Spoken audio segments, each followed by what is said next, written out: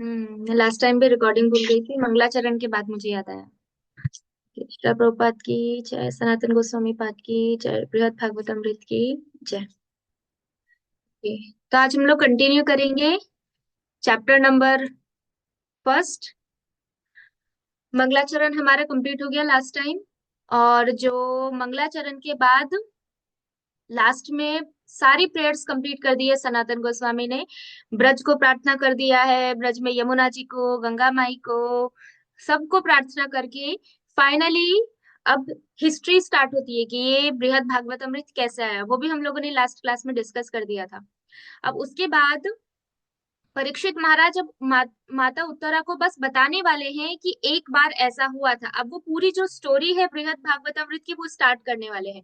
लेकिन स्टार्ट करने से पहले परीक्षित महाराज, उनके गुरु महाराज, कोई बताएगा कि परीक्षित महाराज के गुरु कौन थे? कोई आइडिया? कौन थे परीक्षित महाराज की गुरु महाराज?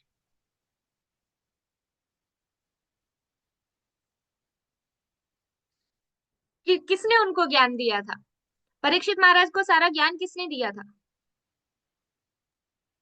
सुखदेव गोस्वामी। हाँ, सुखदेव गोस्वामी। यस, तो उनके गुरु कौन हुए? सुखदेव गोस्वामी हुए, सिंपल। तो सुखदेव गोस्वामी ने को प्रार्थना करके परीक्षित महाराज ऐसा बोलते हैं कि आज मेरे पास ही जो सारा ज्ञान है माता, जो मैं आपको देने जा रहा हूँ, ये मुझे मेरे गुरु महाराज, मतलब मेरे गुरु सुखदेव गोस्वामी की कृपा से मिला है।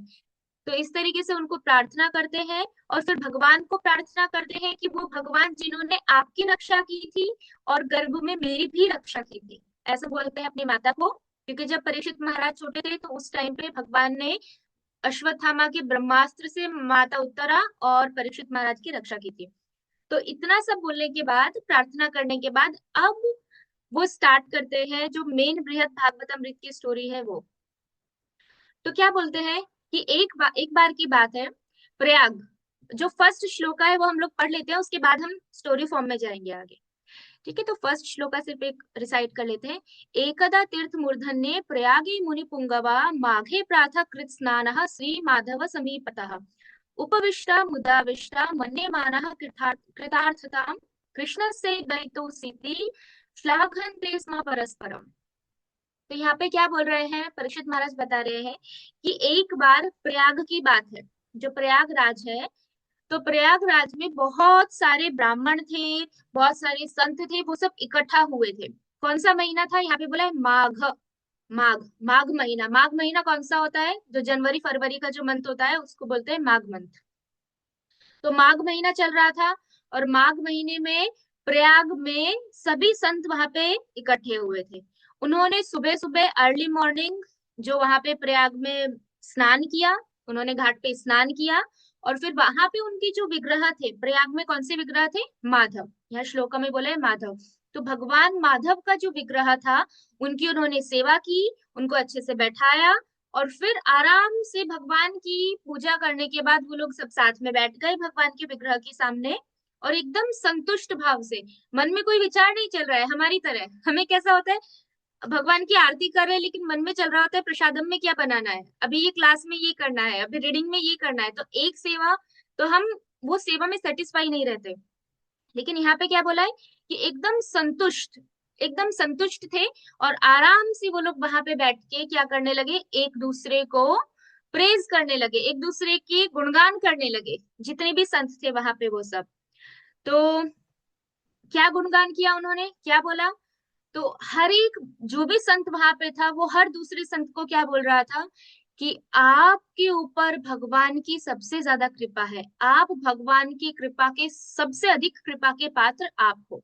तो हर कोई एक दूसरे को बोल रहा था, वो किसी को बोल रहे थे, दूसरे किसी और संत को बोल रहे थे, तो एक दूसरे को ऐसे गुणगान कर रहे थे कि आपके ऊपर भगवान की सबसे ज्यादा कृपा है। तो यहाँ पे सनातन गोस्वामी तात्पर्य में जो उनकी दिग्दर्शनी टीका है उसमें बताते हैं कि ये जो सारे संत थे जो प्रयाग पे इस तरीके से बात कर रहे थे, वो सारे बहुत विनम्र थे। कैसे पता चलता है कि वो विनम्र थे? क्योंकि वो लोग अपना गुणगान नहीं कर रहे थे, वो लोग एक दूसरे का गुणगान कर रहे थे। तो जब भक्त विनम्र होता है तब वो अपना बखान, अपना खुद का ग्लोरिफिकेशन ना करके वो सामने वाले का ग्लोरिफिकेशन करता है। तो ये इंडिकेशन है ह्यूमिलिटी का। कभी कभी हम एक्सटर्नली करते हैं, लेकिन इंटरनली हमें कहीं ना कहीं ऐसा होता है, कोई मेरी तारीफ कर दे, कोई मेरे बारे में थोड़ा अच्छा बोले तो मुझे अच्छा लगे, मेरे ईगो को बहुत अच्छा लगेगा अगर कोई मेरी थोड़ी तारीफ करेगा, तो इसका मतलब क्या है कि हम में अहंकार है। तो ये सारे भक्त ऐसे नहीं थे। वहां पे जितने भी ब्राह्मण थे, संत थे, सब एक दूसरे की तारीफ कर रहे थे। तो सनातन गोस्वामी बताते हैं कि अगर कोई भी भक्तों का ग्रुप है जहाँ पे एक दूसरे को प्रेज किया जाता है, ऐसी जगह का ऐसा ग्रुप या ऐसी कम्युनिटी बहुत जल्दी भक्ति में आगे बढ़ती है। उसके बाद यहाँ पे श्लोका में प्रयाग को क्या बोला गया है? तीर्थ मूर्धन्य। तीर्थ मूर्धन्य मतलब ये ऐसी जगह है जहाँ पे गंगा और यमुना दोनों नदियां मिलती है, और वो जो संगम है, वो संगम पे यहाँ पे जितने भी ऋषि मुनि थे उन्होंने स्नान किया, वो भी ब्रह्म मुहूर्त में किया, और वो भी माघ के महीने में, जो बहुत पीक ठंड का महीना होता है, वो ठंड में जो संत थे उन्होंने सुबह सुबह यहाँ पे स्नान किया। तो इस तरीके से बोलने के बाद अब अगला श्लोक बताते हैं। और किसकी पूजा कर रहे थे यहाँ पे? भगवान माधव की। एक सेकेंड, मैं पानी नहीं पीती तो मेरे गला बैठ जाता है। फिर उसके आगे क्या किया उन्होंने? अब जब वो इस तरीके से बैठे हुए थे, उसी टाइम पे एक बहुत उत्तम कोटि के ब्राह्मण, ब्राह्मण बोल सकते हैं या तो बोल सकते हैं कि बहुत अच्छे वो वैष्णव ब्राह्मण थे, मतलब ब्राह्मण भी थे लेकिन वैष्णव थे। तो इस तरह के एक भक्त वहां पे आए, और वहां पे वही वही तीर्थ में, जहाँ पे प्रयाग में ये सारे के सारे जो संत है वो बैठे हुए थे, और वो पूर्ण तरीके से केवल भगवान की भक्ति में उनका मन लगा हुआ था। उनके पास भगवान की सेवा करने के लिए सारी साज सामग्री थी। और वो जो पूरा एरिया है जहाँ पे ये सभी संत थे, मतलब प्रयाग का जो एरिया है, वहां के गुरु के रूप में वो विख्यात थे। इतने बड़े राजा थे वो, सॉरी राजा बोल रही, ब्राह्मण थे। और जब वो वहां पे आए तो उनके साथ उनके बहुत सारे सेवक, और भगवान की सेवा में जिन जिन की सहायता चाहिए वो सारे लोग उनके साथ वहां पे आए। और वहां पे जितने भी लोकल ब्राह्मण थे, जो लोग वहां पे पहले से बैठे हुए थे, कोई घाट पे थे, कोई अपने भजन में थे, उन सब ब्राह्मणों को वो वैष्णव ब्राह्मण और उनके साथ वाले जो सेवक है वो आके प्रसादम बांटने लगे। फिर उसके बाद उन्होंने क्या किया कि एक अच्छी सी जगह ली घाट के पास में, उसको उन्होंने जल से स्वच्छ किया। जल से स्वच्छ करने के बाद जो भी भगवान की अर्चन, मतलब पूजा विधि, अर्चन विधि करने से पहले जो भी नीति नियम होते हैं वो सारे उन्होंने पालन किए। और उसके बाद उन्होंने उस जगह को साफ करके जितनी चीजें भगवान की सेवा के लिए चाहिए वो सारी चीजें वहां पे एकत्रित करके रख दी। उसके बाद फिर उन्होंने क्या किया? उन्होंने बहुत आराम से अपने हाथों से भगवान का एक ऑल्टर बनाया वहां पे, जहाँ पे उन्होंने घाट पे जो साफ किया था, वहां पे उन्होंने भगवान का एक ऑल्टर बनाया। फिर उसके ऊपर बहुत अच्छे से जो मिट्टी होती है वो लगाई, और फिर जो पताका होता है जो ऐसे ऑल्टर के ऊपर छतरी जैसा लगा होता है वो उसके ऊपर लगाया भगवान को छाया देने के लिए। अब यहाँ पे सनातन गोस्वामी बता रहे हैं कि ये जो ब्राह्मण थे वो एक्चुअली में वैष्णव थे, इसीलिए उनके पास सारी साज सामग्री थी, लेकिन उनका मूड क्या था कि मेरे पास जो भी कुछ है वो मुझे भगवान की सेवा के लिए यूज करना है। इसीलिए उनके पास सारी चीज वो भगवान को देने के लिए, ब्राह्मणों को देने के लिए, और वहां के जो दूसरे वैष्णव है उनको देने के लिए लेके आए थे। और ये वही जगह है जो जहाँ पे ये ब्राह्मण अभी पूजा कर रहे हैं। इसी स्थान पे बाद में चैतन्य महाप्रभु आए थे, और उन्होंने 10 दिन तक रूप गोस्वामी को यही स्थान पे शिक्षा दी थी। तो ये करने के बाद उन्होंने ऑल्टर बना दिया। अब वहां पे वो ब्राह्मण के पास, जो वैष्णव थे, उनके पास शालिग्राम शिला थी। तो उन्होंने क्या किया, एक बहुत सुंदर सोने का सिंहासन लिया, और वो सोने के सिंहासन के ऊपर उन्होंने भगवान को शालिग्राम रूप में वहां पे स्थापित किया। और फिर उन्होंने बहुत भक्ति भाव से वहां भगवान की पूजा की। शालिग्राम किसी को पता है कहाँ पे मिलते हैं? मैसेज पे मत बोलना क्योंकि मैसेज में नहीं रीड कर सकती हूँ, इसलिए अनम्यूट करके बोलना। शालिग्राम कहाँ? गंडकी नदी। यस, गंडकी नदी। गंडकी नदी कहाँ पे है? वो हिमालय में कहीं पे है। हाँ हाँ, हिमालय की साइड, नेपाल साइड, वहां पे आती है गंडकी नदी। तो गंडकी नदी में ही भगवान जो है वो शालिग्राम रूप में मिलते हैं। तो वहां से वो शालिग्राम जी को लेके आए थे। तो सनातन गोस्वामी बताते हैं कि भक्त कितने क्वालिफाइड होते हैं, इवन ब्राह्मण भी, कि वो शालिग्राम शिला को देख के बता देते हैं कि ये शालिग्राम शिला भगवान का कौन सा अवतार है, लाइक ये माधव है या ये नरसिंह देव है या ये दामोदर शिला है, सिर्फ शिला को देख के वो लोग बता देते हैं। तो जो शिला का रूप होता है वो ही भगवान के पर्टिकुलर रूप को वो इंडिकेट करती है। तो इस तरीके से उन्होंने भगवान की पूजा स्टार्ट की। फिर उन्होंने भगवान को, जो शालिग्राम शिला थी उनके सामने, उन्होंने बहुत सारे अलग अलग प्रकार के व्यंजन, भगवान को भोग ऑफर किया, बहुत सारे वस्त्र, और जो उनके पास था सब कुछ उन्होंने बहुत अच्छे से वहां पे भगवान को समर्पण किया। और वन मैन आर्मी की तरह, जैसे सिंगल व्यक्ति कुछ करता है वैसे ही वन मैन आर्मी की तरह वो भगवान के सामने खड़े होके भगवान का भजन करने लगे, नृत्य करने लगे और भगवान की अर्चन पूजा करने लगे। उसके बाद उन्होंने जो भी चीजें भगवान को ऑफर की थी, जो वस्त्र थे, फिर भगवान को जो भोगा ऑफर किया था, वो सब उन्होंने वहां पे जितने भी ब्राह्मण थे वो सभी ब्राह्मणों को, और जो लोकल लोग थे वहां पे, उनको भगवान का प्रसाद, जो भगवान के वस्त्र है और भगवान का जो पाया हुआ प्रसाद है वो सभी लोगों में वितरित किया। फिर वहां पे जो ऐसे ब्राह्मण थे जो सभी शास्त्रों का, जिनके पास ज्ञान था, बहुत एक्सपर्ट थे, ऐसे सभी ब्राह्मणों को उन्होंने प्रणाम किया। उसके बाद उन्होंने वहां पे जितने भी सन्यासी थे, क्योंकि ये तीर्थ है, तो तीर्थ में जनरली कौन रहेगा, साधु संत ही रहेंगे, तो आजू बाजू में बहुत सारे साधु संत थे। तो उन्होंने जितने वहां पे सन्यासी थे, इवन गृहस्थी थे, क्योंकि गृहस्थी तीर्थ में रह रहे हैं तो साधारण व्यक्ति नहीं है, तो गृहस्थियों को, सभी ब्रह्मचारी को, वहां जो भी थे, उन्होंने सभी का बहुत मान सम्मान किया, सभी को बहुत आदर दिया। उसके बाद विशेषकर वो वैष्णवों के पास गए, उन वैष्णवों के पास जिनको कुछ नहीं चाहिए, केवल और केवल उनको आनंद आता है भगवान का गुणगान करने में, भगवान के बारे में सुनने में। फिर वो ऐसे भक्तों के पास गए और फिर उन्होंने उन सभी को प्रणाम किया, और बाकी के भी जो आसपास में जो भी माननीय आदरणीय लोग थे उन सबको अपने वचनों से और उनको प्रणाम करके, उनका आदर करके उन्होंने सभी का स्वागत किया। फिर उन्होंने क्या किया कि जो जल उन्होंने भगवान को अर्पित किया था, जिससे उन्होंने भगवान के चरण कमल धोए थे, वो जो जल है वो उन्होंने अपने सर के ऊपर रखा, और फिर जितने भी वहां पे सारे लोग थे वो सभी लोगों को उन्होंने भगवान का जल दिया। और जो वहां के जो दूसरे लोग उपस्थित थे, जो बड़े बड़े सन्यासी थे और वो ब्राह्मण विनम्र भाव से जिनको अपने से आदरणीय मानते थे, उन्होंने फिर उन सभी का भी चरण अभिषेक किया, और फिर वो सभी का जल भी उन्होंने अपने सर के ऊपर रखा और भगवान को अर्पित सारी चीजें उनको डिस्ट्रीब्यूट कर दी। अब यहाँ पे कमेंट्री में सनातन गोस्वामी बताते हैं कि ये सारा पीछे ये बैकग्राउंड चल रहा है, जो फर्स्ट स्टोरी है वो फर्स्ट स्टोरी के मेन कैरेक्टर कौन है, ये जो ब्राह्मण है वो। एक सेकेंड। तो यहाँ पे सनातन गोस्वामी बताते हैं कि ब्राह्मणों में भी दो अलग अलग वर्ग होते हैं। एक ऐसे ब्राह्मण होते हैं जिनको शास्त्रों का ज्ञान होता है, लेकिन वो अपनी नॉलेज को केवल और केवल दूसरों को काटने के लिए या तो फिर अपने आर्ग्यूमेंट को ऊपर रखने के लिए ही यूज करते हैं। उनका भक्ति से या भगवान से या भक्तों से कोई लेना देना नहीं है, लेकिन बस उनको ये अभिमान रहता है कि हमें शास्त्रों का ज्ञान है, हम जो बोल रहे हैं वो सही है। तो हमेशा वाद विवाद में या डिबेट में ही वो अपनी शास्त्रों का ज्ञान यूज करते हैं। ये पहले प्रकार के ब्राह्मण होते हैं।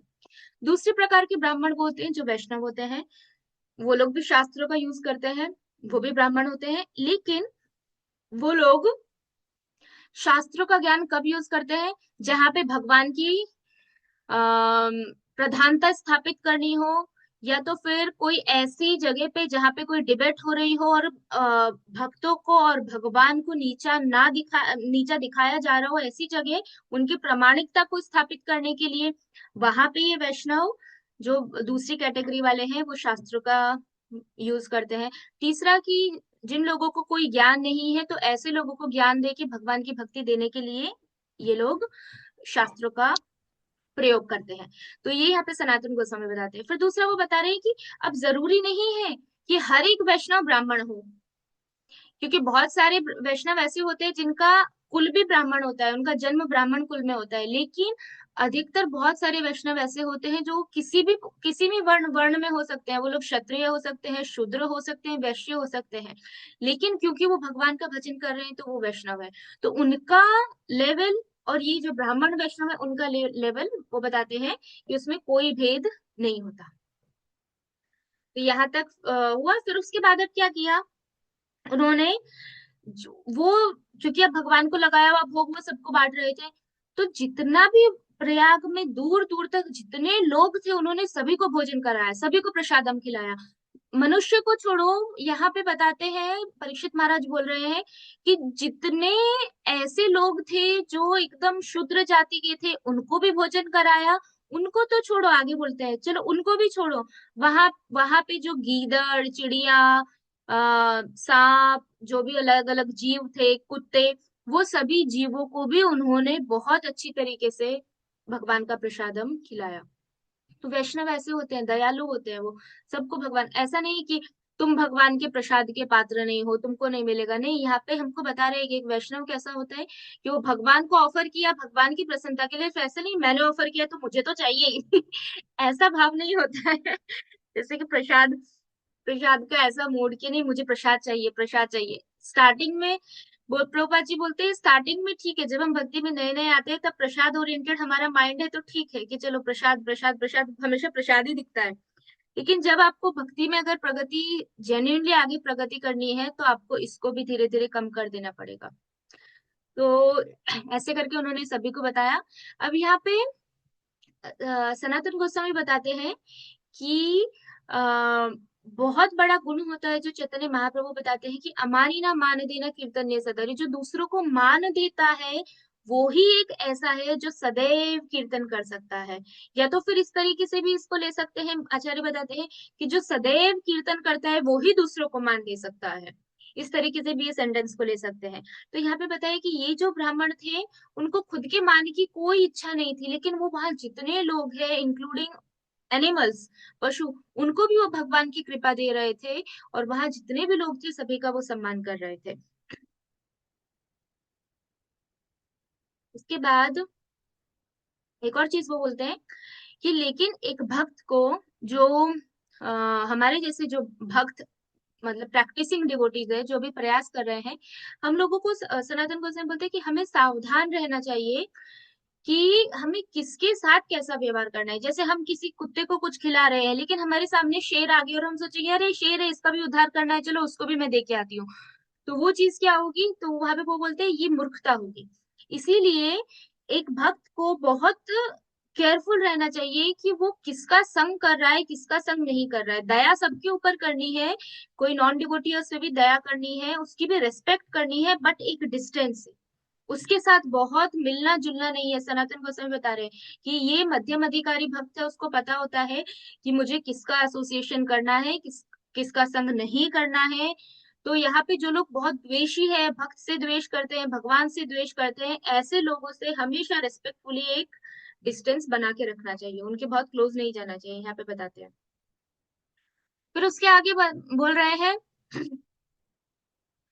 जब उन्होंने सबको सेटिस्फाई कर दिया, सबको प्रसादम दे दिया, सब कुछ कर दिया, तो वहां पे जो लोग यज्ञ कर रहे थे उन लोगों ने वो ब्राह्मण को वहां पे बुलाया। और जो वो लोग जो ग्रुप में बैठे थे, बहुत सारे संत थे ना जो भगवान माधव की पूजा कर रहे थे, उन्होंने उन संत को वहां बुलाया, वो वैष्णव ब्राह्मण को, और उनको कहा कि अब आपने सबको संतुष्ट कर दिया है, अब आप यहाँ पे आइए और आप यहाँ पे आके प्रसाद पाइए। तो फिर वो जो ब्राह्मण वैष्णव संत थे उन्होंने अपने जो भी उनके फॉलोअर्स थे, परिवार वाले, उनके सेवक, वो सभी को वो वहां पे लेके गए, और उन्होंने भगवान की प्रसन्नता के लिए वहां पे वो दूसरे सभी जो संत पहले भगवान माधव की पूजा कर रहे थे वहां उनको अर्पित प्रसादम पाए। उसके आगे फिर वो बताते हैं कि उन्होंने प्रसाद पाया, फिर वापस वो वहां से खड़े हुए, और फिर से उनके जो शालिग्राम जी थे जिनका ऑल्टर उन्होंने बनाया था, वो अपने शालिग्राम जी के पास गए, और बहुत उन्होंने अच्छा भगवान को कहा। उन्होंने क्या कहा, हे प्रभु, आज मैंने जो भी पुण्य कमाया है आपके भजन करने से, ये लोगों को प्रसाद देने से, लोगों को सम्मान देने से, जो भी पुण्य मुझे मिला है, जो भी सुकृति मुझे मिली है, ये आपके यज्ञ करने से, पूजा करने से, वो सब का सब मैं आपको अर्पित करता हूँ। कितनी बड़ी बात है।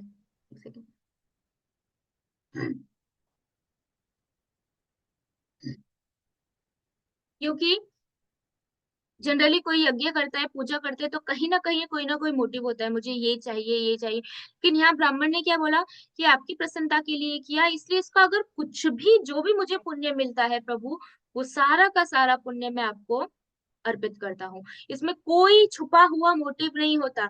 ये होती है शुद्ध भक्ति, मतलब जो भी कुछ किया वो केवल और केवल भगवान की प्रसन्नता के लिए किया। तो इस तरीके से उन्होंने अर्पित किया।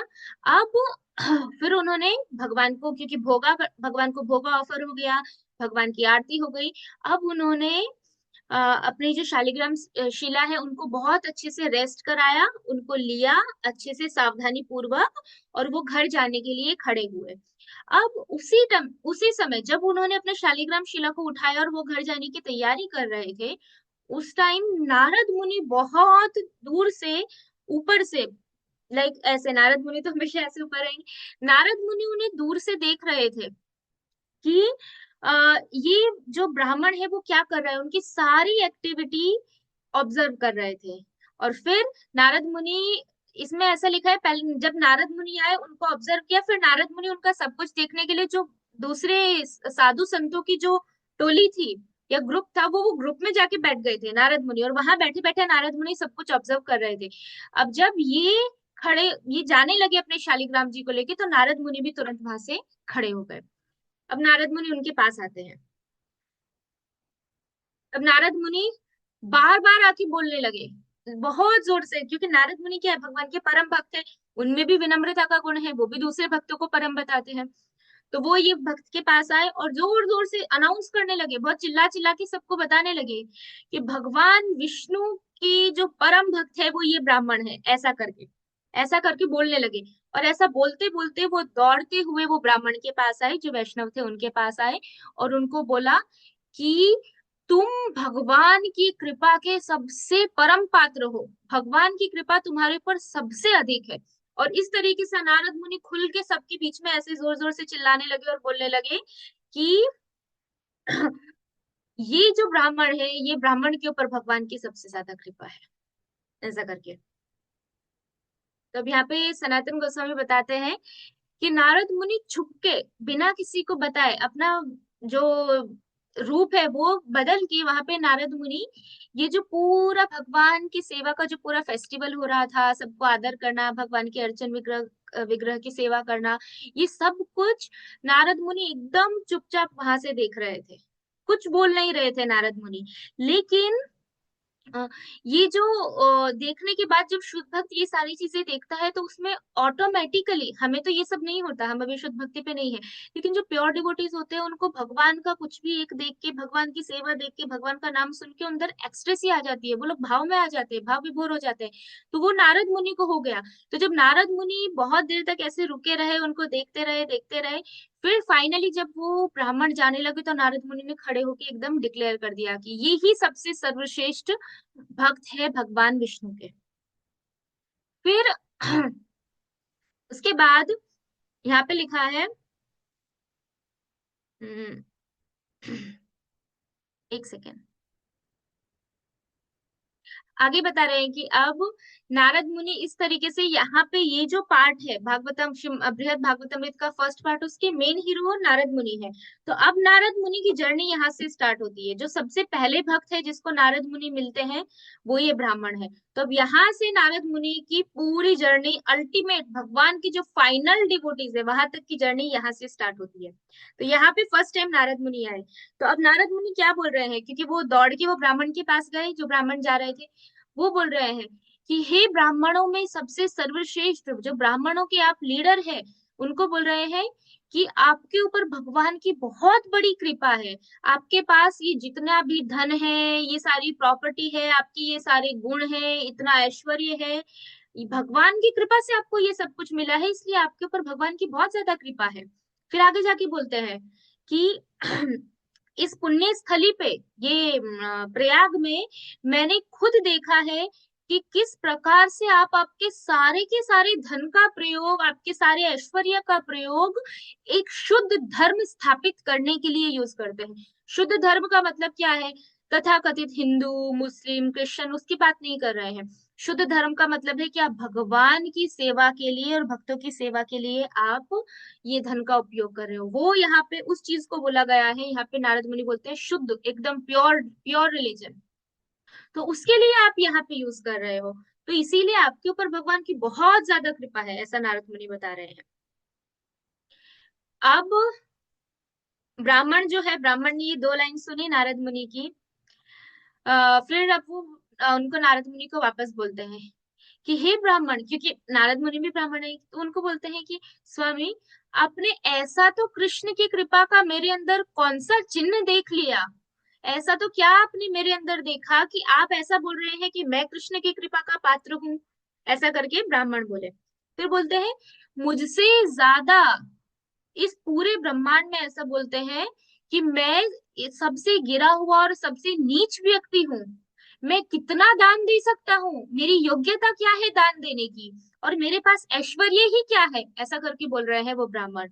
और भगवान ने मेरे साथ भक्ति में आदान प्रदान ही कितना किया है अभी तक। तो वो क्या बता रहे हैं अपने आप को कि मुझसे गिरा हुआ कोई नहीं है, सबसे गिरा हुआ मैं हूँ। मेरे पास चैरिटी में दे दे के, दान दे दे के भी मैं, मेरी लिमिट है, मैं कितना दान दे सकता हूँ, अनलिमिटेड दान तो दे नहीं सकता। मेरे पास ऐश्वर्य ही कितना है, थोड़ा ऐश्वर्य जो मिला है भगवान की कृपा से उतना, लेकिन इतना तो ऐश्वर्य नहीं है कि मैं भगवान की कृपा का पात्र हूँ। फिर बोल रहे हैं, और अगर मैं कृपा का पात्र हूँ तो भगवान को मेरे साथ कुछ आदान प्रदान करना चाहिए, भगवान ने मेरे साथ कोई आदान प्रदान किया ही नहीं है। तो आप कैसे बोल सकते हैं नारद मुनि, हे स्वामी, कि मेरे ऊपर भगवान की कृपा है। ऐसा करके ब्राह्मण उनके जो वचन है नारद मुनि के, उनको काटते हैं। फिर बताते हैं कि लेकिन मैं आपको बताता हूँ कि एक व्यक्ति है जिनके ऊपर भगवान की बहुत कृपा है, मेरे ऊपर नहीं है, लेकिन मैं आपको बताता हूँ उनके ऊपर बहुत कृपा है। तो उनके बारे में बता रहे हैं। वो बोलते हैं कि दक्षिण देश में एक बहुत बड़ा राजा है, जिनका एक खुद का बहुत बड़ा राज्य है, और वो राज्य के अंदर बहुत सारे मंदिर है, जहाँ पे भगवान के मंदिर भी है और देवी देवताओं के मंदिर भी है। तो वो राजा भगवान की कृपा का पात्र है। मैं कृपा का पात्र नहीं हूँ नारद मुनि, लेकिन वो राजा भगवान की कृपा का पात्र है। फिर बताते हैं कैसे।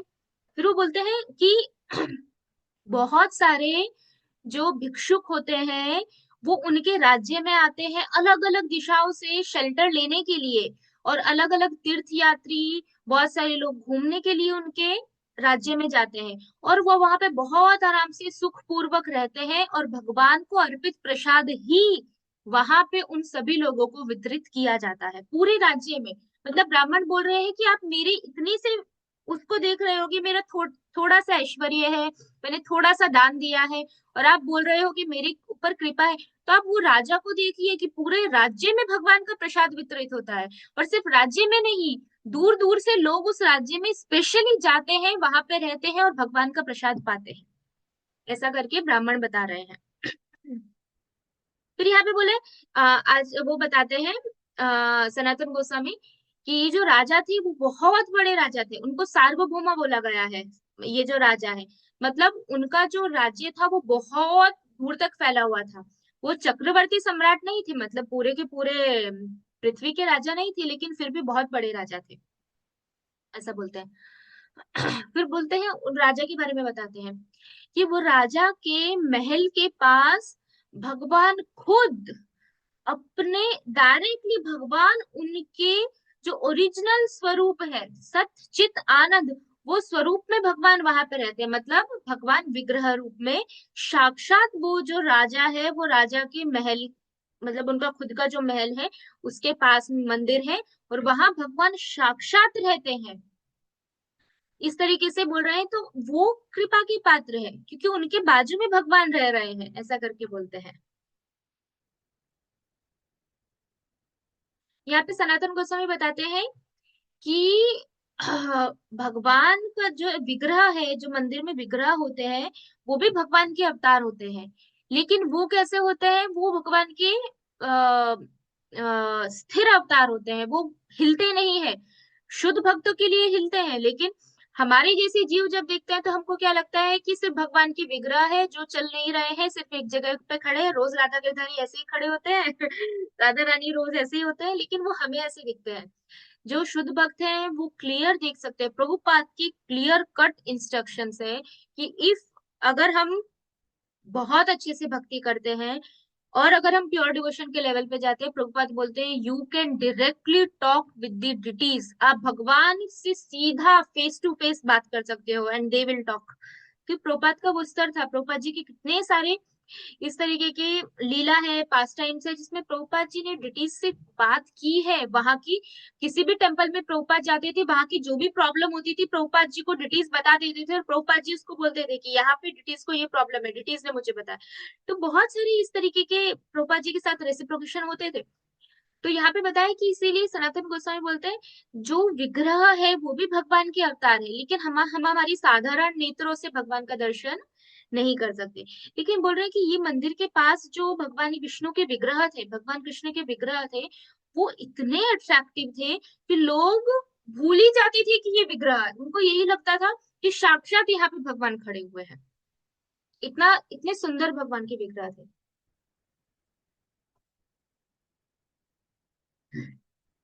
फिर आगे बताते हैं कि उनके राज्य में हमेशा आए दिन वहां पे नए नए भगवान के लिए नए नए फेस्टिवल्स होते रहते हैं। हर मोमेंट हर क्षण वहां पे कोई ना कोई भगवान को कुछ ना कुछ ऑफरिंग करता रहता है।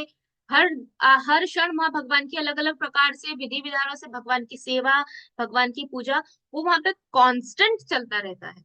ऐसा वो बोल रहे थे, ऐसा नहीं कि कभी हुआ कभी नहीं हुआ, हमेशा चलता रहता है। तो इस वजह से वो वहां के जो राज्य के लोग हैं वो, और जो भगवान की विग्रह है वो दोनों प्रसन्न रहते हैं। भगवान की विग्रह का मतलब ऐसा, बहुत सारे लोग डिटीज रखते हैं और फिर डिटीज रख के बस 2 टाइम भगवान को भोगा ऑफर कर दिया, 2 टाइम आरती कर दी, फिर भगवान अपनी जगह हम अपनी जगह, ऐसे सेवा नहीं होती है।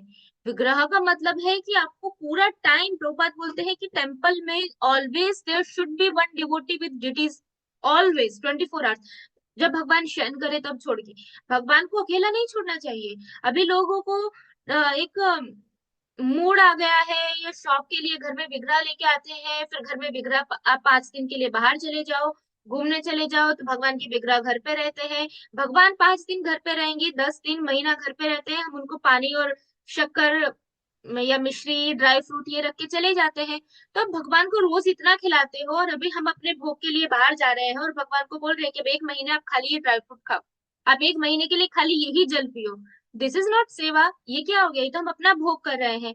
तो भगवान की विग्रह की सेवा ऐसी होनी चाहिए कि एवरी टाइम हर क्षण भगवान के सामने अलग अलग फेस्टिवल्स, भगवान की प्रसन्नता के लिए सब कुछ होते रहना चाहिए। अब टेम्पल्स में देखो कैसे होता है, तो मंदिर में देखो भगवान की विग्रह की कैसे सेवा होती है।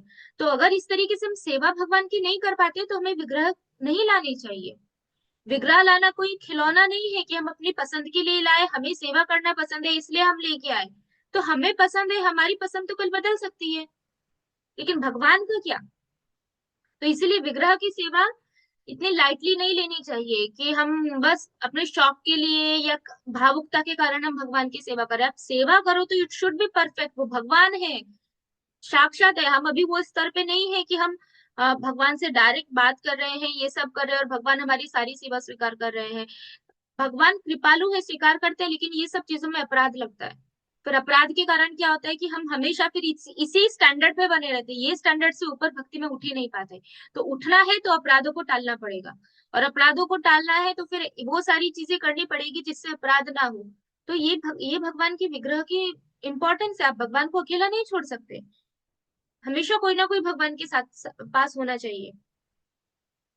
फिर उसके बाद बोलते हैं कि फिर वो जो राजा है, वो राजा जब भी कोई फेस्टिवल होता है, कुछ होता है, तो पूरे के पूरे उनके राज्य के जितने लोग हैं सभी लोगों को, और बाहर से आए हुए लोगों को भी, जो भी भगवान की फेस्टिवल हुआ है उसमें जो भी प्रसाद ऑफर हुआ है वो सब लोगों में वितरित किया जाता था।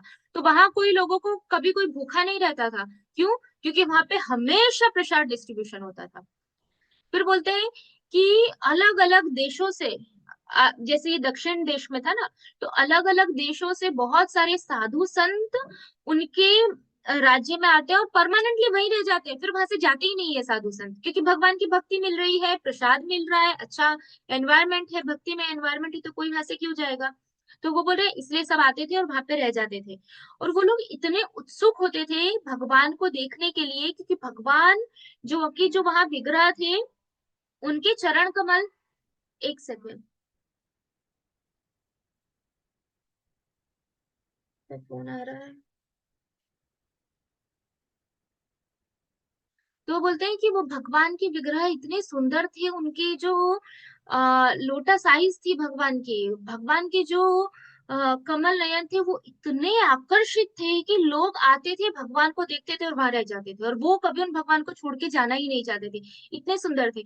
और उसके बाद वो उनको वहां का प्रसादम, प्रसादम में भी सिंपल प्रसाद नहीं, बहुत ऑपुलेंट प्रसाद वहां पे बनता था, और सारा ऑपुलेंट प्रसाद वहां पे सभी लोगों को दिया जाता था।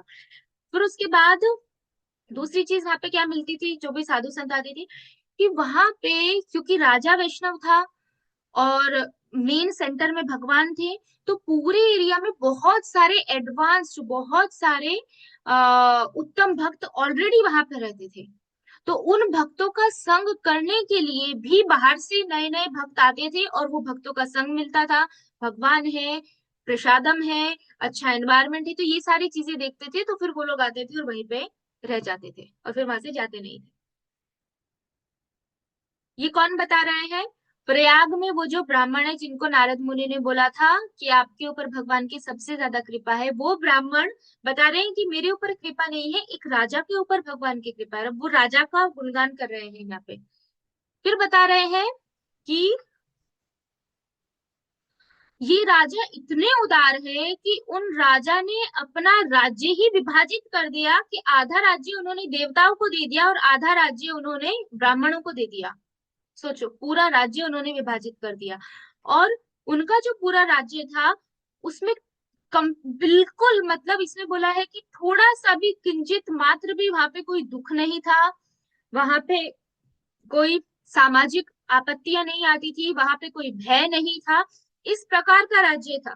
क्यों? क्योंकि उन्होंने खुद के कंट्रोल में नहीं रखा, उन्होंने देवताओं में और ब्राह्मणों में वो पूरा जो राज्य था वो बांट दिया, और लीगली मतलब उनको दे दिया। राज्य वो करते थे क्योंकि लोगों को दिखाने के लिए वो राजा है, बट अटैचमेंट उन्होंने छोड़ दिया, और सारा अटैचमेंट उन्होंने राज्य का किसको दे दिया? देवताओं को और ब्राह्मणों को। फिर बताया कि उस राज्य में जितनी मात्रा में वर्षा होनी चाहिए उतनी ही मात्रा में वर्षा होती थी, जिस समय होनी चाहिए उसी समय होती थी। पृथ्वी को जितना अन्न देना है उतना ही अन्न पृथ्वी देती थी, जितना लोगों के लिए आवश्यक है, जितनी वर्षा लोगों के लिए आवश्यक है उतनी ही वर्षा, लोगों के कंफर्ट के लिए उतनी ही वर्षा होती थी। उसके बाद वहां पे सब्जियां, फ्रूट्स, जितना लोगों को वस्त्र चाहिए, हर चीज वहां पे दी, मतलब पृथ्वी वहां से सब कुछ देती थी, क्योंकि वस्त्र कहाँ से बनेंगे? वृक्षों से बनेंगे, कॉटन से बनेंगे। तो जितना लोगों के रिक्वायरमेंट होता था, कंफर्टेबली लोग वहां पे रह सके, वो सारी चीजें बिना किसी प्रयास के पृथ्वी देवी अपने आप देती थी। अभी कैसा है? जब जो चीज चाहिए तभी नहीं होती है, एकदम उल्टा। जब बारिश चाहिए तब बारिश नहीं होगी, जब नहीं चाहिए तभी बारिश होगी, जब चाहिए खाने को उस टाइम नहीं होगा, जब नहीं चाहिए उस टाइम बहुत सारा होगा, तो सब चीज उल्टी है। अभी के टाइम पे सब कुछ उल्टा हो गया। फिर सनातन गोस्वामी बताते हैं कि जो वर्षा है वो कैसे होती थी, वो रात को होती थी, किसी को डिस्टर्ब नहीं होता था। दिन में होगी तो लोगों को डिस्टर्ब होगा ना, तो वर्षा रात को होती थी, सब सोते थे, दिन में वर्षा बंद, और वो भी प्रॉपर सीजन में, इसीलिए वहां के लोगों को कभी कोई कष्ट नहीं होता था।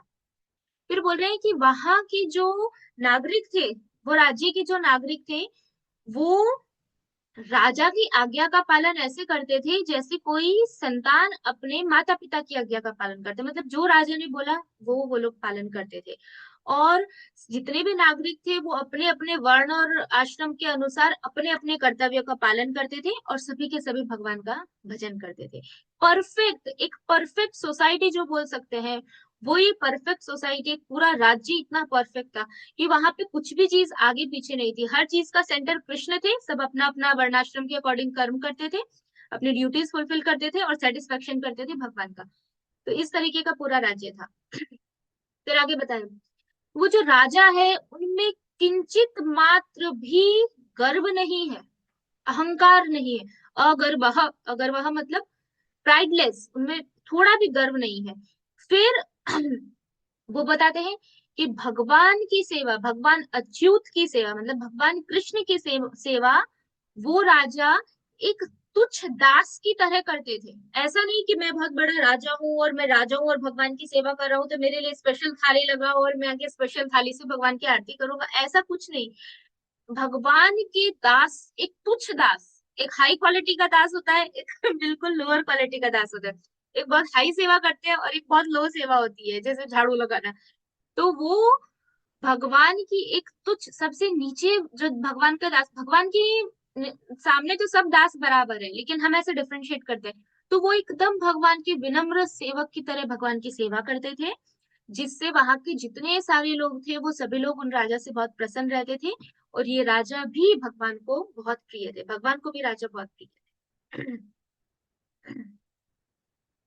क्योंकि किसी के पास इतना बड़ा राज्य हो, इतने सारे लोग हो जो उनके सुनते हो, इतने सारे लोग उनके राज्य में रहने के लिए आते हो, भगवान की इतनी कृपा हो तो किसी में भी अहंकार आएगा। लेकिन बता रहे हैं कि यहाँ पे वो उनमें थोड़ा सा भी अहंकार नहीं था, इसीलिए उनके लिए एक शब्द यूज किया गया है, यहाँ पे एक वर्ड यूज किया है इस श्लोक में, अच्युत प्रिय। वो भगवान को बहुत प्रिय थे। अगर उनमें अहंकार होता, उनके पास ये सारी चीज होती, वो सब कुछ कर रहे होते, लेकिन अगर उनमें अहंकार होता, गर्व होता, तो ये वर्ड जो है सनातन गोसाई बोलते हैं ये वर्ड अच्युत प्रिय नहीं होता। अच्युत प्रिय वर्ड यूज हुआ है क्यों? क्योंकि वो बहुत हम्बल थे। ये सब कुछ होने के बाद भी वो इतने विनम्र थे, इसीलिए वो भगवान को बहुत प्रिय थे। और वो वैष्णव थे, कोई साधारण ब्राह्मण नहीं थे या साधारण राजा नहीं थे। उसके बाद फिर आगे बताते हैं कि ये राजा हमेशा भगवान को संतुष्ट करने में लगे रहते हैं। वो खुद स्वयं, क्योंकि राजा के पास तो कितने सेवक होंगे, राजा बोल सकते हैं चलो तुम जाओ, तुम भगवान के लिए कीर्तन करो मेरे सामने, तुम भगवान के लिए ये करो, तुम आरती करो, तुम ये करो, नहीं। यहाँ पे बताते हैं कि वो खुद कीर्तन करते थे, खुद संकीर्तन करते थे भगवान के विग्रह के सामने। और बहुत अच्छी तरीके से, बहुत अच्छे अच्छे राग में जो भगवान के भजन लिखे गए हैं, वो भगवान के भजन और भगवान के नामों का उच्चारण करते थे स्वयं भगवान के सामने। फिर वो आ, नृत्य करते थे भगवान के सामने, भगवान के सामने अलग अलग भजन गान करते थे, और अलग अलग जो इंस्ट्रूमेंट्स है, जो भी वाद्य, क्या बोलते हैं इंस्ट्रूमेंट्स को, वो जो भी म्यूजिकल इंस्ट्रूमेंट्स है वो बजाते थे, जैसे हारमोनियम है, करताल है, मृदंग है, वो खुद करते थे ये सारी चीजें। फिर बताते हैं कि उनके पुत्र, उनकी पत्नियां, राजा थे तो कई पत्नी होंगी, उनके भाई पोते, उनके जो पर्सनल घर के पुजारी है वो, उनके नौकर चाकर, उनके जो मिनिस्टर्स है, उनके सेवक सेनापति, सब कुछ। और वो उन सबको भी इन्वॉल्व करते थे कि तुम सबको भी ये करना है। He is such a perfect गृहस्थ। एक गृहस्थ में ऐसा ही होना चाहिए कि एक मेंबर करे और उसके साथ पूरी फैमिली आए। तो ये राजा थे, तो राजा जो बोलते थे वो प्रजा करेगी। तो बोलते हैं कि, बोलते हैं ना, भगवान बोलते हैं ना कि जो लीडर जैसा आचरण करेगा लोग वैसा फॉलो करेंगे। तो राजा का खुद का आचरण ऐसा था, तो राजा खुद भी करते थे और अपने पूरे के पूरे परिवार को, पूरे के पूरे महल को, पूरे के पूरे जितने राज्य के लोग थे, परिवार के लोग थे, सबको उसमें सम्मिलित करवाते थे और सबके साथ वो डांस करते थे, भगवान का भजन करते थे, संकीर्तन करते थे, ये सारी चीजें करते थे। उसके बाद बहुत इंपॉर्टेंट लाइन, बहुत इंपॉर्टेंट लाइन अब वो ब्राह्मण आगे बोल रहे हैं। वो बोल रहे हैं ये सारे गुण वो ब्राह्मण में, वो राजा में कहाँ से आए? वो ऐसा पूछ रहे हैं, वो खुद ही बोल रहे हैं कि पता है नारद मुनि, ये सारे गुण उनमें कहाँ से आए? ये सभी जो शुभ गुण है वो राजा के अंदर, वो केवल और केवल उनकी कृष्ण भक्ति के कारण है। क्योंकि वो भगवान कृष्ण की इतनी भक्ति करते थे कि वो भक्ति के कारण उनमें ये सारे गुण आए। अब वो बोलते हैं कि ऐसे तो कितने सारे गुण उनमें हैं, आप मुझे बताओ कि मैं कितने गुण गिन सकता हूँ। वो ऐसा बोलते हैं कि मैं काउंट ही नहीं कर सकता, इतने सारे उनमें क्वालिटीज है और शायद मुझे बहुत सारे गुण तो पता भी नहीं है, इतने गुण उन राजा में है, ऐसा करके बोल रहे हैं। इसके बाद वो क्यों ऐसा बोल रहे हैं? क्योंकि वो बताना चाहते हैं कि आप मुझे ऐसा बोल रहे हो नारद मुनि कि मेरे ऊपर भगवान की कृपा है, पर आप देखो मैं जिन राजा के बारे में बता रहा हूँ, उनके इतने गुण जितने मुझे पता है ये तो मैंने कुछ बताया है, उनके इतने गुण हैं जो मैं जानता भी नहीं हूँ, और बहुत सारे ऐसे हैं जो मैं जानता हूँ तो भी मैं आपको कितना बता सकता हूँ, मैं आपको बता नहीं सकता, इतने गुण हैं। तो आप उनके सामने आप मुझे बोल रहे हो कि मेरे अंदर भगवान, मेरे ऊपर, एक सेकंड,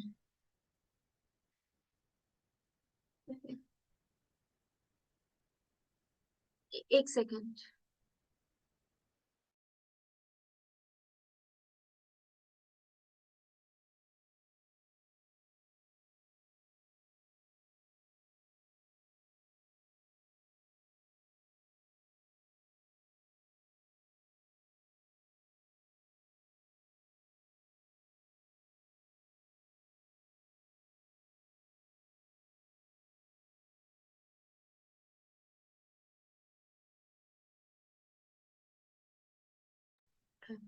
हाँ, तो यहाँ पे क्या बोल रहे हैं वो ब्राह्मण, कि ये सारे गुण हैं, ये सारे गुण ये राजा के अंदर है, तो ये राजा को आप सोचिए कि उनके ऊपर भगवान की कृपा है, मेरे पास तो दो दो तीन गुण है जो आपने देखा, और वो भी बहुत लिमिटेड क्वांटिटी में है, और उसको देख के आप ऐसा बोल रहे हैं नारद मुनि कि मेरे ऊपर भगवान की कृपा है, तो आप इनके बारे में क्या कहेंगे, जरा आप देखिए इनका, मैंने जितना बताया आप सोचिए, ऐसा करके बता रहे हैं।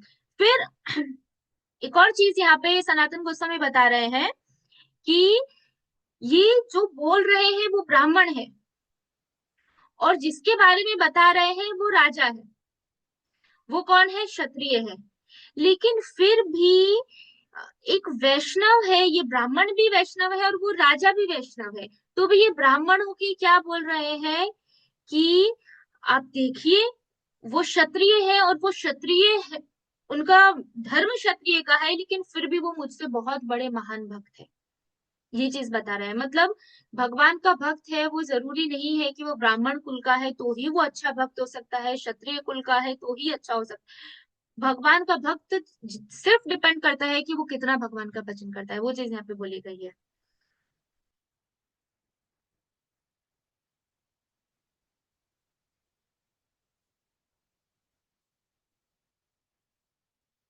तो ये बताता है विनम्रता कितनी है, वो ब्राह्मण जो है वो ब्राह्मण में कितनी विनम्रता है कि वो एक क्षत्रिय को बोल रहे हैं कि मैं ब्राह्मण होके भी उतना अच्छा भक्त नहीं हूँ जितने अच्छे भक्त वो क्षत्रिय होके हैं।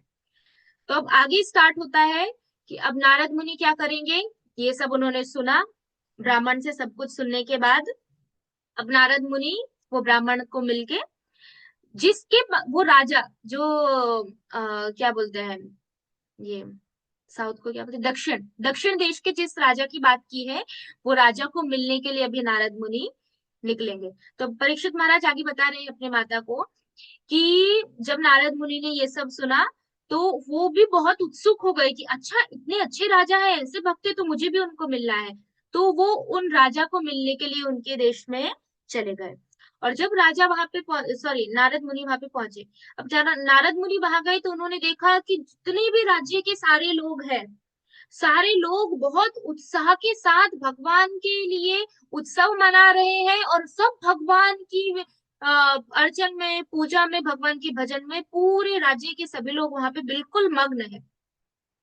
फिर नारद मुनि कैसे गए, जब उन्होंने वहां देखा, वो अपनी वीणा, हमेशा जो नारद मुनि के साथ होते हैं, तो वो डायरेक्ट किसके पास गए, ऐसे जाते जाते उन्होंने राज्य के लोगों को देखा, और फिर नारद मुनि सीधा किसके पास गए, राजा के पास गए। अब वहां जाके नारद मुनि वो राजा को बोलते हैं, नारद मुनि बोलते हैं कि मतलब हे राजा, हे महाराज, भगवान श्री कृष्ण की परम कृपा के पात्र केवल आप हैं। आपका ये राज्य देखिए कितना ऐश्वर्यशाली है, कितना ऑपुलेंस है आपके राजा में, यहाँ राज्य में। यहाँ के जो लोग हैं, यहाँ की जो आपकी प्रजा है, वो सबसे उत्तम कोटि की प्रजा है। उनका जो लक्षण है वो बताते हैं कि इन लोगों का जो आचरण है वो एकदम परफेक्ट है, सारे के सारे आपकी प्रजा धार्मिक है, उनके पास ज्ञान है, उनके पास ऐश्वर्य है, और सबसे उत्तम चीज कि उनके पास भगवान कृष्ण की भक्ति है। तो आपकी पूरी प्रजा इतनी उत्तम कोटि की है, ऐसा राज्य आपके पास है, नारद मुनि बोल रहे हैं। इसीलिए आपके ऊपर भगवान की सबसे ज्यादा कृपा है, ऐसा करके बोल रहे हैं। क्योंकि हम देखते हैं, अभी आप देखो, लोग जनरली क्या करते हैं, इतना सारा पैसा लोगों के पास है, पैसा अभी भी बहुत है, लक्ष्मी बहुत है, धन बहुत है, लेकिन लोग सन्यासियों को और क्या बोलते हैं, भक्तों को, भगवान को लक्ष्मी देने की जगह लोग कहाँ पे यूज करते हैं जनरली, मानव सेवा, मानव सेवा में जनरली ज्यादा लगाते हैं। लेकिन अगर आप एक जगह जगह पे सिर्फ भगवान को संतुष्ट कर देते हो, तो वो एरिया का पूरी रिस्पॉन्सिबिलिटी भगवान ले लेते। तो यहाँ पे वो बता रहे हैं कि जो राजा थे, वो जो भी कुछ उनके पास धन था, सब कुछ था, वो वहां पे भक्तों की और भगवान की सेवा के लिए यूज करते थे। तो इसीलिए उनका जो राज्य था वो एकदम परफेक्ट राज्य था। वरना आप कितनी भी स्कीम निकालो लोगों को अमीर बनाने की, कोई स्कीम काम नहीं करेगी। हम प्रैक्टिकली देखते हैं कि कोई स्कीम काम नहीं करने वाली, आप कितना भी करो, जब तक आप भगवान को संतुष्ट नहीं करोगे, भगवान के सेटिस्फेक्शन के बिना कोई भी सोसाइटी, कोई भी कम्युनिटी, कोई भी कंट्री, कोई भी राज्य, कोई भी देश कभी भी प्रगति नहीं कर सकता। हमें टेम्पररी लगेगा कि बहुत अच्छा है, प्रगति हो रही है, प्रगति हो रही है, प्रगति हो रही है, बट वो प्रगति नहीं है, that is not the real progress, वो रियल प्रोग्रेस नहीं है। तो रियल कैसा होना चाहिए, राजा, जैसे राजा का राज्य है। तो इसका प्रेज कौन कर रहे हैं, नारद मुनि कर रहे हैं।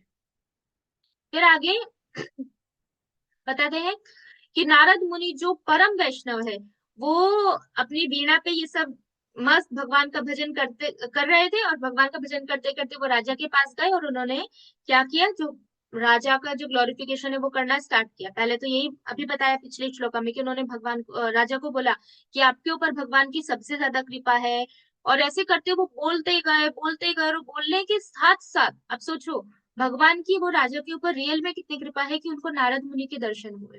और वो नारद मुनि ऐसा बोलते बोलते बार बार कि आपके ऊपर कृपा है, आप बहुत महान भक्त है, वो बार बार वो राजा को आलिंगन कर रहे थे।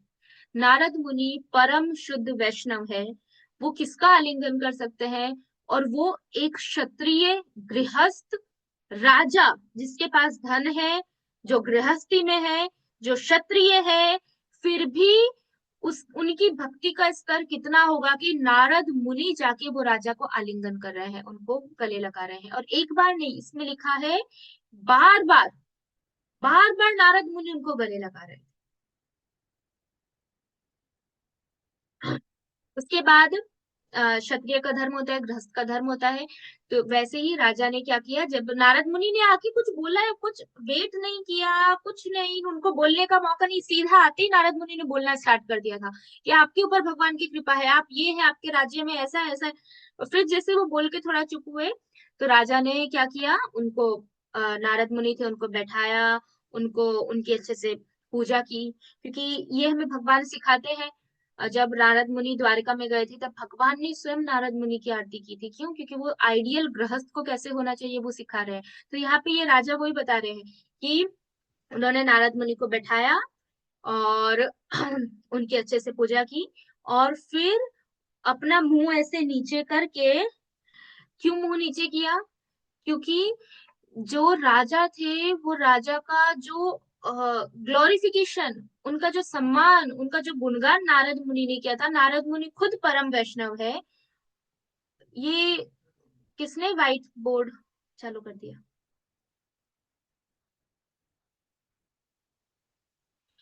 तो फिर यहाँ पे भार की वजह से, जब कोई रियल में बहुत हायर लेवल पे भक्ति पे होता है, जैसे जो आप किसी किसी भी भक्त को देख लो, तो जब कोई ग्लोरिफिकेशन करेगा, तो आपको ऐसा लगेगा कि सबसे बड़ा जो भार है, रियल में आपके माथे पे कोई पत्थर रखते हैं उसका भार उतना नहीं है, लेकिन आपकी गुणगान का भार सबसे ज्यादा लगता है। और अगर हमें हमारा गुणगान सुनना बहुत अच्छा लगता है, इसका मतलब we are not humble, we are not humble. तो यहाँ पे राजा के जब नारद मुनि ने प्रेज किया, तो राजा एकदम ऐसे, इसमें लिखा है कि एकदम ऐसे झुक गए। क्यों झुक गए? क्योंकि उनको अपने प्रेज का, अपने गुणगान का इतना भार लगा कि वो भार के कारण वो राजा का जो मुंह था, वो मुंह शर्म से झुक गया। तो ये यहाँ पे बताते हैं कि इस तरीके से। अब इतना बोला, अब नारद मुनि के ये जो वचन है, क्योंकि नारद मुनि हर जगह जाके ऐसा बोलेंगे, अब जब भी नारद मुनि ऐसा बोलेंगे फिर वो भक्त वापस उनको रिप्लाई करते हैं। अब नेक्स्ट क्लास में हम लोग लेंगे कि अब ये राजा भगवान को क्या बोलेंगे। ठीक है, तो वो हम नेक्स्ट टाइम से कंटिन्यू करेंगे। अब राजा बैठ गए हैं, सामने नारद मुनि बैठ गए हैं। राजा एकदम ऐसे नीचे मुंह करके बैठे हैं, सामने नारद मुनि एकदम उत्साह के साथ बैठे हैं कि उनके सामने ऐसे भक्त हैं जो जिनके ऊपर भगवान की बहुत कृपा है। और अब ये कन्वर्सेशन आगे स्टार्ट होगा जब वो राजा क्या बोलते हैं। ठीक है, तो ये हम लोग नेक्स्ट क्लास में लेंगे। अगर किसी को कुछ डाउट है तो पूछ सकते हैं।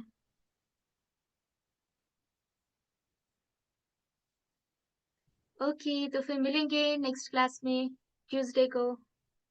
आगे बहुत अच्छा है, अभी आगे भक्तों का कितना, हमें जब बहुत सारी चीजें सीखने को मिलेगी। जैसे यहाँ पे पता चला कि वो ब्राह्मण वैष्णव कैसे थे, फिर देखा ये क्षत्रिय वैष्णव कैसे थे, तो इससे पता चलता है कि गृहस्थ को कैसा होना चाहिए, एक आइडियल राजा को कैसा होना चाहिए, एक राज्य की प्रजा कैसी होनी चाहिए। ये सारी चीजें हमको इसमें से सीखने को मिलती है, सिर्फ एक स्टोरी नहीं है। तो हर एक भक्त में कौन कौन से गुण है, वो सारे गुण बृहद भागवतामृत में रिफ्लेक्ट होंगे। इसीलिए बोला गया है कि श्रीमद् भागवतम का भी सार है ये बृहद भागवतामृत। तो यहाँ पे कितने प्रेम से ये राजा रह रहे हैं, कितने भक्ति भाव से सेवा कर रहे हैं, और किसी चीज की कमी नहीं है, और उनको कोई टेंशन भी नहीं है कि लक्ष्मी कहाँ से आएगी, धन कहाँ से आएगा, राज्य के लोगों के लिए पैसा कहाँ से आएगा। सब कुछ भगवान की व्यवस्था से एकदम परफेक्ट चल रहा है। तो अगर इतना अच्छा सिस्टम है, आप भगवान को सेंटर में रखते हो, तो हर चीज भगवान प्रोवाइड करते हैं। तो ये राजा का एक राज्य था। अब ये राजा नेक्स्ट टाइम बताएंगे कि नारद मुनि, आप मुझे बोलते हो कि मेरे ऊपर भगवान की कृपा है, तो आप उनको देखिए। अब फिर वो किसी और का गुणगान करेंगे। तो यहाँ पे क्या कर रहे हैं, अगर हमें कोई प्रेज करता है कि आप ये बहुत अच्छा करते हो, ये करते हो, तो हम स्वीकार कर लेते हैं कि हाँ हमने किया है। बट ऐसा नहीं करना चाहिए। सबसे पहली चीज क्या सिखा रहे हैं कि भगवान को कौन प्रिय है, जो बहुत विनम्र होते हैं, बहुत हम्बल होते हैं। तो तुरंत ब्राह्मण का प्रेज किया नारद मुनि ने, तो उन्होंने क्या बोला, नहीं मैं तो एकदम तुच्छ हूँ, मैं एकदम बेकार हूँ, आप उनको देखिए वो भगवान के भक्त हैं। उनके पास गए अभी तो वो बोलेंगे नहीं आप मुझे बोल रहे हैं, मैं तो एकदम बेकार हूँ, आप देखिए वो भगवान के बड़े भक्त हैं। तो वो जो ग्लोरिफिकेशन है, वो गुणगान सीधा ट्रांसफर कर रहे हैं दूसरे भक्तों की तरफ। तो ये एक बहुत बड़ी क्वालिटी है जो पूरे ये बृहद भागवतामृत के पाठ में हम देखेंगे। चलो, ये ब्राह्मण तो पृथ्वी पे एक साधारण भक्त थे, राजा एक भक्त थे। अभी आगे जाके हम देखेंगे कि बहुत महान महान वैष्णव किस तरीके से, जिनको हम इतना भागवतम में इतना ग्लोरीफाई करते हैं, किस तरीके से वो भी अपना गुणगान स्वीकार ना करके दूसरे भक्तों को ट्रांसफर करते हैं। तो ये हम राजा का कन्वर्सेशन नेक्स्ट टाइम देखेंगे, और राजा उनको किसके पास भेजेंगे और क्यों भेजेंगे वो भी हम लोग नेक्स्ट क्लास में देखेंगे। ठीक है, तो यहाँ पे एंड करते हैं आज का ये, फिर नेक्स्ट क्लास में मिलेंगे। वंशाकल्पतरुभ्यश्च कृपा सिन्धुभ्येव च पतितनां पावनेभ्यो वैष्णवेभ्यो नमो नमः।